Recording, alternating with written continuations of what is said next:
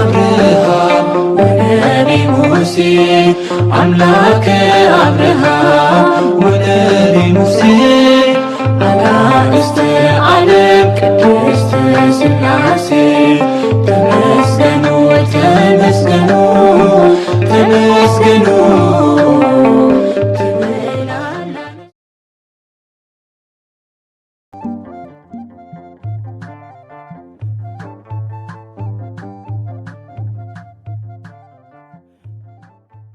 በስመ ሥላሴ በስመ አብ ወወልድ ወመንፈስ ቅዱስ አሐዱ አምላክ አሜን። ሰላም እግዚአብሔር አምላኽ ምስ ኩላትኩም ይኹን። ስድራ እግዚአብሔር አምላኽ ከመይ ሓዲርኩም ከመይ ውዒልኩም? ኣነ እግዚአብሔር ይመስገን ክብሪ ይስፋሕ መድኃኒ ዓለም ኣቦይ ልዑል እግዚአብሔር አምላኽና ክሳብ ሰዓት እዚኣ ብጸጋን ብጥዕናን ስለ ዝዓቀበና ክብርን ምስጋናን ኣምልኮን ውዳሴን ንዘለዓለም ንዑ ይኹኖ። ከምኡውን ነታረርት ተሊና ቅድስተ ቅዱሳን ንጽህተ ንጹሃን ወላዲተ አምላኽ ወላዲተ ቃል ዝኾነት ቅድስቲ ኪዳነ ምሕረት ኣደይ ቅዱስ ወዳ ብዝሃባ ክብርን ምስጋናን ውዳሴን ይብጽሐያ። ከምኡውን ንኹሎም ቅዱሳና እግዚአብሔር አምላኽና ብዝሃቦም ጸጋ ብዝሃቦም ቃል ኪዳን ከከም መዓርጎም ክብርን ምስጋናን ንዘለዓለም ንዕኦም ይኹን አሜን። 23 ጉንበት ናይ ዕለቱ ስንክሳር ድሰምዕ ዘንብብ ፍቕር ጎይታ ኣብ ልቡ ይዕንብብ ሓለዋን ጸሎትን ናይ ቅዱሳን ደማ ይረክብ። ዝክረ ጻድቅ ለዓለም ይህሉ ዝኽረ ናይ ጻድቅ ንዓለም ይዝነብል። ካብ ኩሉ ክፉእ ዘበለ ክድሕኑም ንቅዱሳን ተማሕፀኑ አሜን። በዚ ሎማዓንቲ ወርሓዊ በዓል ቅዱስ ጊዮርጊስን ዓመታዊ በዓል ናይ ቅድስተ ቅዱሳን ንጽህተ ንጹሃን ወላዲተ አምላኽ ደብረ ምጥማቕን እዩ አሜን። ኣብ መላእ ዓለም ዘለኹም ኩልኹም ቅዱስ ጊዮርጊስ ብቓል ኪዳኑ ይሓልኹም እንኳዕ ናብዚ ክቡር ወርሓዊ በዓል ቅዱስ ጊዮርጊስን ዓመታዊ በዓል ደብረ ምጥማቕን ብሰላም ብፍቕሪ ኣብጽሓና። እመብርሃን ከምቲ ኣብ ደብረ ምጥማቕ ደብረ ሲና ንመነኮሳን ጻድቃኔ ማርያም ድማ ንኹሉ ህዝቢ ተገሊጻ ንቅዱስ ጊዮርጊስ ፍቕራ ተገሊጻ ንኹሉ ህዝቢ ከም ዘጸናንዐት ንኹላትና ድማ ተጸናንዐና። ፈጣን ተራዳእነት ማር ጊዮርጊስ ኮኸብ ሃይማኖት ፀሓይ ዘልዳ ዝኾነውን በረኸቱ ምስ ኩላትና ይኹን አሜን። በስመ አብ ወወልድ ወመንፈስ ቅዱስ አሐዱ አምላክ አሜን።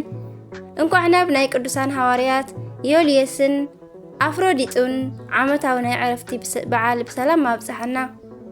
ዮልዮስ ወአፍሮዲጦ ሐዋርያት ቅዱሳን ሐዋርያትን አርድእትን ብቁጽሪ 84 እኳ እንትኾኑ ኣብ ውሽጢ መጽሓፍ ቅዱስ ታሪኹ ብዝርዝር ዝተጻሕፈሉ ቅዱስ ግን ጳውሎስ እዩ።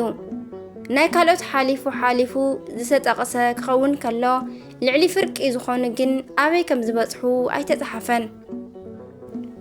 በዚ ምኽንያት ፈቲና ጸኒእና ኣዋልድ መጽሕፍቲ ምጥቃምና ኣይተርፍን እዩ።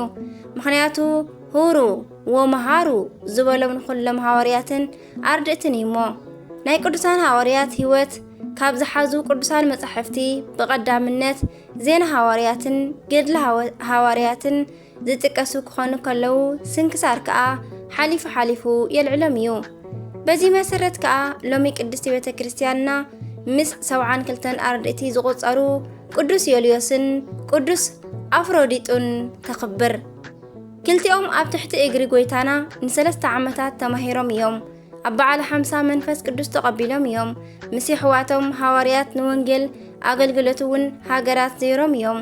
ብሐዋርያት ሲኖዶስ ከዓ ጵጵስና ተሸይሞም እዮም።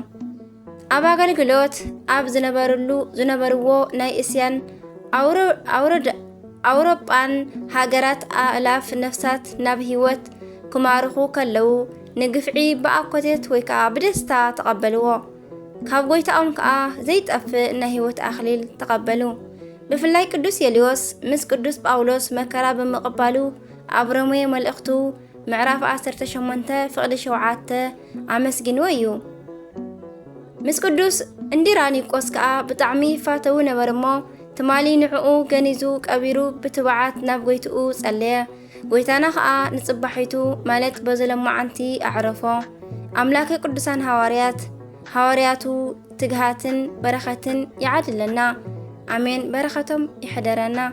ጉንበት 23 ዝኽበሩ ዓመታዊ ናይ ቅዱሳን በዓላት ቅዱስ ዮልዮስ ወይ ከዓ ዮልያን ሐዋርያ ካብ 72 አርድእቲ፣ ቅዱስ አፍሮዲጡ ሐዋርያ ካብ 72 አርድእቲ ዝኾነ፣ ቅዱስ ህፃን ሰማዕት ኣብ ዘመነ ሰማዕታት ገና ወዲ 2 ወርሒ ህፃን እንከሎ እኳ ጎይታና አፉ ከፊትሉ ክርስቲያን እየ በማለት ምሳዲኡ ተሰየፈ።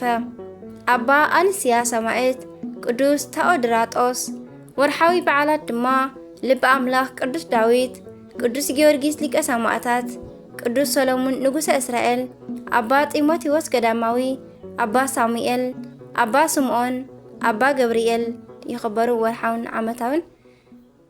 ነታ ብዙሕ ዝፀዓረትልኩም ማርያም ሰላም በሉለይ።